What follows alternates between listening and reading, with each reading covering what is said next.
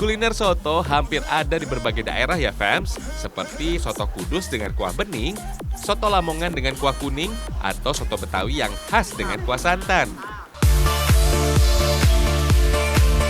Di Banyumas juga nggak kalah loh, ada soto Sokaraja yang khas fams. Ciri khas soto Sokaraja ini disantap dengan ketupat dan penambahan sambal kacang. Kita lihat yuk cara membuatnya. Bagi orang Banyumas, soto Sokaraja juga disebut dengan Sroto Banyumas. Sebenarnya soto Sokaraja ada dua jenis. Kita bisa lihat bedanya dari isiannya aja tuh. Kalau isian daging ayam, kuahnya pakai kaldu ayam berwarna bening. Kalau soto Sokaraja isian daging sapi, kuahnya berwarna bening agak kekuningan. Warna kuning pada kuah disebabkan ada tambahan kunyit dan aneka rempah, seperti lengkuas dan jahe, serta duo bawang yang nggak boleh dilewatkan. Ada juga kemiri, fams. Tapi semakin mantap gurihnya karena daging dan aneka jeroan sapi, fams. Kita ulek semua bumbu rempahnya dulu ya. Semua bumbu ini dijamin gampang ditemui dan ada di rumah. Bumbu yang diulek dipercaya bisa menciptakan cita rasa khas bumbu masakan, fams. Setelah halus, tumis bumbu sampai mengeluarkan aroma harum. Proses tumis bumbu bisa membuat masakan semakin gurih loh.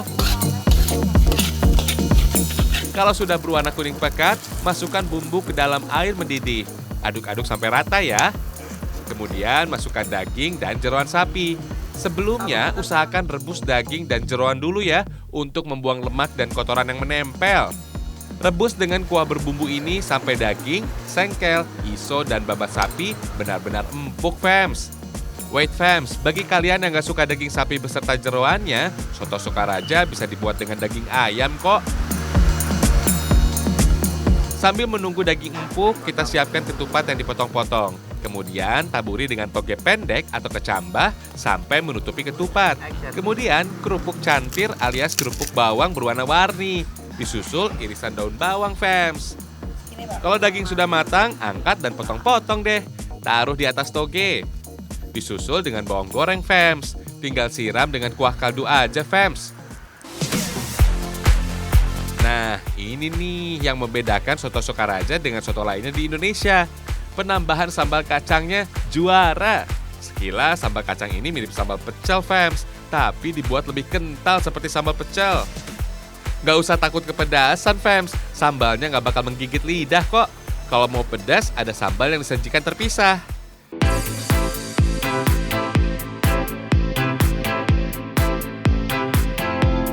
Soto Sokaraja siap disajikan. Sebelum disantap, jangan lupa diaduk ya, fams. Beuh, tampilannya langsung beda.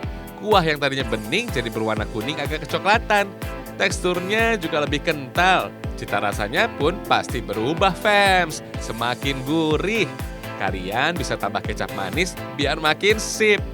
Yuhu, semangkuk kenikmatan dari Banyumas siap disantap nih, fams. Fams, penamaan soto Sokaraja mengacu pada nama sebuah kecamatan di wilayah Banyumas, yaitu Kecamatan Sokaraja yang letaknya sekitar 8 km sebelah timur Purwokerto, fams. Di sepanjang jalan Purwokerto Sokaraja, kalian bakal menemui warung-warung penjual soto Sokaraja. Kalau kebanyakan soto bercita rasa asin dan gurih, soto Sokaraja ini bercita rasa manis karena penambahan sambal kacang dan kecap manis, fams. Tapi gurihnya dapat banget karena menggunakan kaldu sapi tadi. Menurut beberapa literatur kuliner tradisional, katanya, fams, soto adalah makanan yang berasal dari Tionghoa, yaitu berupa makanan berbahan dasar jeroan dengan bumbu rempah. Kemudian soto populer di Semarang pada awal abad 19, sampai akhirnya berkembang di berbagai daerah di Indonesia dan menyesuaikan dengan lidah masyarakat dari masing-masing daerah. Seperti penambahan sambal kacang, jeruk nipis, atau bawang goreng adalah salah satu kebiasaan dari masyarakat daerah setempat, fams.